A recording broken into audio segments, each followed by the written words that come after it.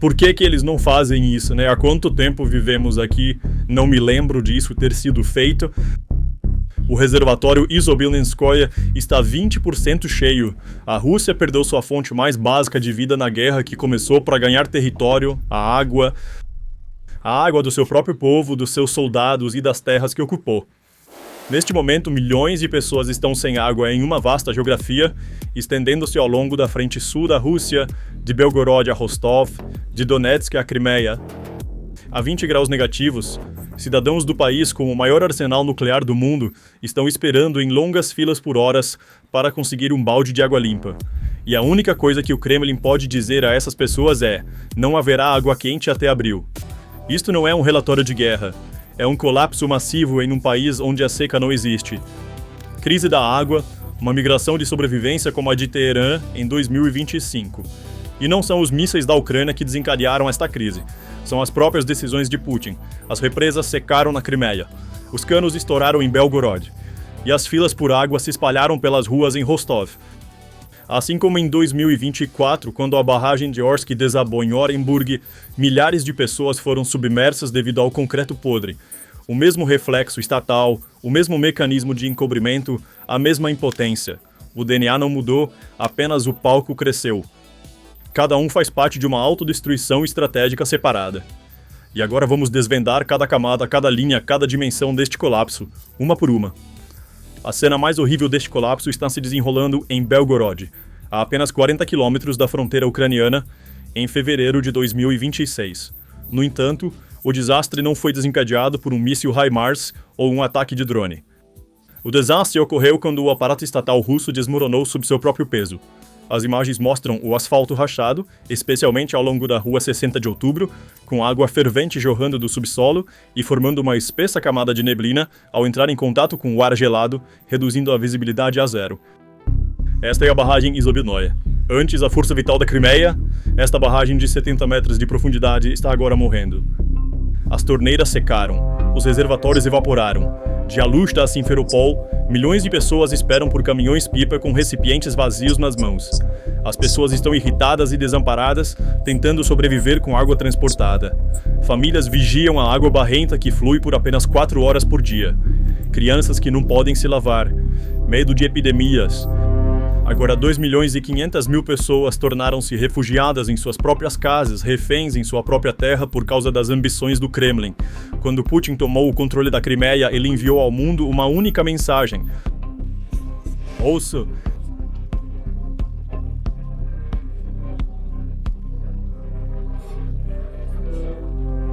Isso não foi apenas uma anexação de terra. Foi uma promessa de império, anos de propaganda, pontes custando bilhões de dólares, enormes bases militares e a deslumbrante vitrine do mundo russo. Mas agora, 77 assentamentos na Crimeia estão isolados da vida moderna. A ironia é horrível. Esta península, cercada pelo mar por todos os lados, está morrendo de sede. A administração de ocupação russa admitiu oficialmente que até meados de 2025, a península terá apenas 90 dias de água restantes, e a onda de raiva está crescendo. E Putin está perdendo completamente o controle na Crimeia. Quando pousamos em Rostov, o principal centro de abastecimento do exército russo, vimos a crise escalar de um nível de incômodo para uma ameaça existencial. Este não é um vilarejo remoto na Sibéria. Este é o coração logístico de onde a invasão da Ucrânia é gerida, onde tanques, munições e soldados são transportados para a frente. O quartel-general do Distrito Militar do Sul está aqui. As imagens que saem de Rostov se assemelham a um país do terceiro mundo lutando com escassez, em vez da Rússia do século XXI. A menos 20 graus, as pessoas esperam por horas, em filas de centenas de metros para conseguir um balde de água limpa. Os idosos, famílias, jovens, todos na mesma fila, no mesmo frio, na mesma impotência. Essas filas são a refutação mais clara da propaganda do Kremlin de que tudo está indo conforme o plano. Ao cruzar a fronteira e olhar para Donetsk ocupada, a situação evoluiu de uma crise de infraestrutura para uma privação sistemática de água em grande escala. Nas terras que a Rússia afirma ter libertado, as pessoas estão morrendo de sede. Até mesmo os blogueiros pró-Rússia de guerra já não conseguem esconder a situação. Devido à incompetência e corrupção dos administradores locais que nomearam, o povo de Donetsk foi deixado para morrer. Relatórios confirmam que a água é fornecida à cidade apenas 4 horas a cada 3 dias, mas muitas vezes não chega aos andares superiores devido à pressão insuficiente. O que sai das torneiras não é água, mas um líquido lamacento que espalha doenças. A voluntária Alla Sidorova relata do campo. Assentamentos como Yehorivka estão prestes a ser apagados do mapa, as pessoas estão partindo, aqueles que permanecem estão tentando sobreviver na imundície. A imagem de superpotência da Rússia foi destruída pelas declarações do governador de Belgorod. A ordem de evacuação do governador Gladkov não foi um protocolo de segurança, mas a maneira do Estado de dizer aos seus cidadãos: não podemos cuidar de vocês, virem-se sozinhos. Os apelos do governador Gladkov para a evacuação parecem mais uma tentativa de transferir a responsabilidade do que um plano organizado do Estado. Chamadas para sair sem fornecer a infraestrutura logística necessária para mover 600 mil pessoas, deixam a população com a escolha entre sofrer nas estradas ou morrer em suas casas. Moscou parece ter efetivamente descartado esta região como uma zona de amortecimento, o que representa uma falha do papel protetor do Estado aos olhos do povo. Esses apelos, feitos sem fornecer a infraestrutura logística necessária para mover 600 mil pessoas, deixaram o povo com a escolha entre a possibilidade de perecer nas estradas e a possibilidade de congelar até a morte em suas casas. Moscou parece ter efetivamente descartado esta região como uma zona de amortecimento. Isso significa que o Estado falhou em seu papel de protetor aos olhos do povo. As condições clamam pela evacuação urgente de milhões de pessoas, mas a realidade no terreno é horrível. No entanto, quando olhamos para o quadro maior, vemos que a maior perda da Rússia é na Crimeia. A Crimeia, a joia da coroa de Putin, transformou-se em um deserto ressecado pela seca, e a causa desse colapso não é a seca ou a mudança climática. Este é o efeito bumerangue do enorme crime ambiental que a Rússia cometeu no início da guerra ao explodir a barragem de Kakhovka. Quando explodiram a barragem naquele dia, pensaram que estavam atrasando a ofensiva da Ucrânia. Mas na realidade desligaram o sistema de suporte vital da Crimeia. Kakhovka não era apenas território ucraniano, mas também a principal fonte de água que alimentava o canal da Crimeia do Norte. Quando a barragem foi destruída, bilhões de metros cúbicos de água fluíram para o Mar Negro, deixando para trás um vale seco, um suicídio estratégico para ganho tático. A burocracia soviética esgotou o Mar de Aral na década de 1960 apenas para irrigar campos de algodão. Quando os rios Amudarya e Sirdarya foram desviados, o que restou não foram peixes, mas tempestades de sal tóxico. Agora, a mesma mentalidade, a mesma imprudência está se repetindo na Crimeia. A única diferença é a velocidade. Secar o Mar de Aral levou décadas e explodir Kakhovka levou algumas horas. O canal da Crimeia do Norte é agora um leito fantasma. O nível da água caiu tanto que as bombas maciças não conseguem puxar água. As leis da física estão trabalhando contra a Rússia e os canais de propaganda não podem mudar esse fato. Os dados de satélite são brutais. O enorme reservatório Izobilnoye, que antes atendia às necessidades de água da Crimeia, agora não passa de uma extensão lamacenta e seca. Fotos de satélite mostram que a superfície de água antes azul foi substituída por terra marrom rachada. A água se foi. Levará anos, talvez décadas, para retornar. Neste momento, 77 assentamentos na Crimeia estão completamente desconectados da rede de água. Essas pessoas dependem de água entregue por caminhões-tanque para sobreviver. Imagine uma península cercada por mares, mas sem uma gota de água potável. A Rússia está enviando tropas para manter a Crimeia, mas é forçado a gastar uma grande parte de sua capacidade logística para transportar água para essas tropas. As acusações mútuas entre o governador Aksionov e Moscou mostram que o sistema está apodrecendo por dentro. A Crimeia tornou-se uma guarnição presa entre a seca, o caos logístico e os mísseis ucranianos. E cada soldado, cada civil nesta guarnição está perdendo um pouco mais de fé no Kremlin a cada dia. Quando os rios secaram na província de Khuzistão, no Irã, autoridades em Teherã começaram a discutir a evacuação da capital devido à seca. A razão não era apenas o clima. A razão eram políticas de barragens equivocadas e recursos mal geridos. O que está acontecendo na Crimeia é uma versão muito mais destrutiva disso, porque no Irã, pelo menos, a barragem não foi explodida por um inimigo. Putin explodiu sua própria barragem, e à medida que a crise se aprofunda, uma estrutura muito mais sombria está surgindo, a máfia da água. O controle das fontes de água limpa e dos caminhões-tanque na região está inteiramente nas mãos dos militares. Quando a administração civil falha, a autoridade está na ponta de uma arma. Comandantes russos vendendo caminhões-tanque de água militares a civis por preços exorbitantes é um feudo de mercado negro. Água, que o Estado deveria fornecer gratuitamente ao seu povo, tornou-se uma ferramenta de chantagem e lucro nas mãos de gangues uniformizadas. A história mostra que quando o controle da água é tomado, a ordem social colapsa. Vimos isso na Síria. Vimos isso no Sudão. E agora a mesma dinâmica está se formando no flanco sul da Rússia. Esta é a fratura social mais perigosa, uma que irá romper o laço de confiança entre o povo russo e seu exército, alimentando o risco de desobediência civil e rebelião atrás das linhas de frente. Se um Estado não pode fornecer água aos seus cidadãos na cidade-sede principal onde está conduzindo sua guerra, como pode sustentar a logística dessa guerra? Caminhões-tanque de água tornaram-se agora um meio de transporte vital, não apenas para a população civil, mas também para as bases militares na região. E cada caminhão-tanque de água na estrada significa um caminhão de munição a menos indo para a frente. A máquina de guerra da Rússia está consumindo seus recursos logísticos para alimentar a crise de água em seu próprio quintal. Quando as válvulas foram fechadas em Alepo, na Síria, em 2012, a água deixou de ser uma fonte de vida e tornou-se uma arma nas mãos do regime. Milhões de pessoas fugiram não da luta, mas da sede. As filas em Rostov são a versão russa do mesmo cenário.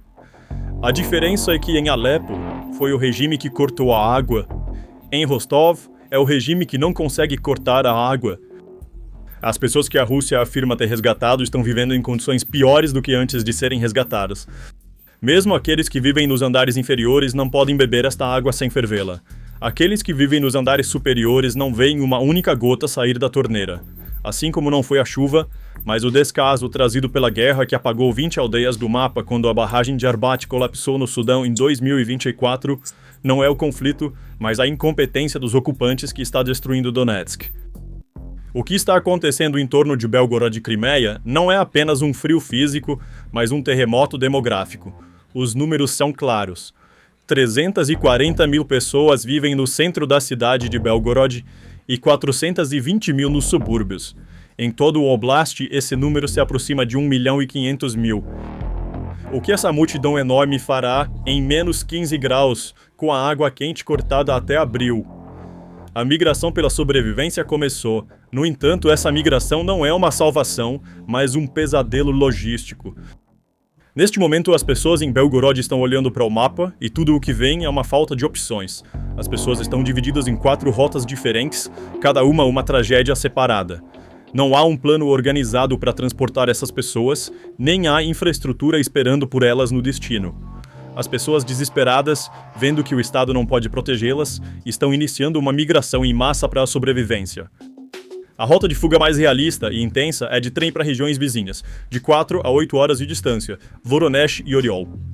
É barato e perto. As pessoas estão partindo com a esperança de que as coisas vão ficar bem em abril, ficaremos alguns meses e voltaremos. Assim como o povo de Pripyat acreditou na mentira de que voltaremos em 3 dias, após Chernobyl em 1986. Mas esta não é uma solução temporária. Significa centenas de milhares de pessoas sobrecarregando a infraestrutura das cidades vizinhas e arrastando essas cidades para o colapso também. Aqueles com dinheiro, a população jovem e a classe média estão fugindo para Moscou em uma viagem de trem de 8 horas. Mas Moscou não é para todos. Os aluguéis dispararam. Para um trabalhador comum, um aposentado ou uma família com uma criança com deficiência, Moscou não é uma salvação, mas um suicídio financeiro. Eles não ficarão nas avenidas reluzentes de Moscou, mas nos frios beliches de abrigos temporários. E cada onda de migrantes que chega a Moscou vai tensionar um pouco mais o já tenso tecido social da capital. Há também aqueles que fogem para o sul em busca de climas mais quentes por conta própria, mas este é um luxo caro que apenas famílias de renda média podem pagar. Krasnodar e seus arredores já estão cheios de refugiados de guerra. Os preços das habitações dispararam e a capacidade da infraestrutura está sobrecarregada. Projeções indicam que nas próximas semanas 18% da população da cidade, aproximadamente 70 mil pessoas e quase 100 mil pessoas em toda a região, deixarão suas casas. Uma evacuação completa em condições de inverno é logisticamente impossível. O Estado russo sabe disso.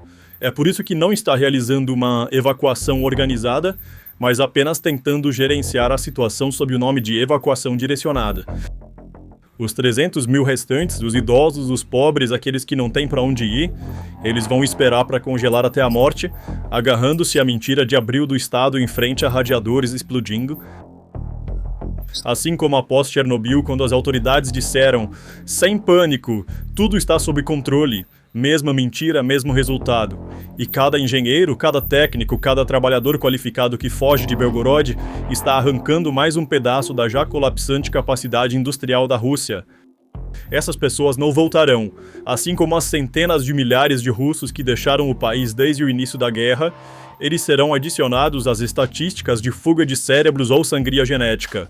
A guerra de Putin está perdendo não apenas soldados, mas a sociedade. E um Estado que perde sua sociedade, não importa quanto território ganhe, está na verdade encolhendo um pouco mais a cada dia. As verdadeiras fronteiras da Rússia não são desenhadas no mapa, mas no número de pessoas que restam.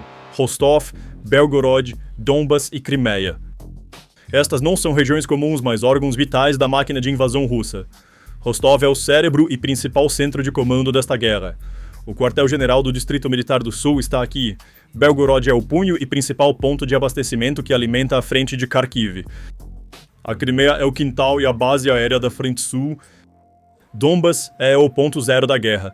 Agora, imagine esses órgãos sendo privados de água. A água não é apenas necessária para as pessoas beberem, é uma matéria-prima crítica para os sistemas de resfriamento da enorme indústria militar, a manutenção de veículos blindados, a lavagem de trens indo para frente e, mais importante, a esterilização de hospitais de campanha, onde dezenas de milhares de soldados feridos são tratados. Água estéril é essencial para prevenir infecções em um soldado ferido deitado em uma mesa de operação em um hospital de campanha. Preparar medicamentos, limpar instrumentos médicos, lavar feridas para estancar o sangramento, nada disso pode ser feito sem água. O colapso da rede de água em Rostov significa que os trens indo para a frente não podem ser lavados nos hangares de manutenção. O pessoal logístico adoece, soldados feridos morrem de infecção e a cadeia de comando é afogada em caos higiênico.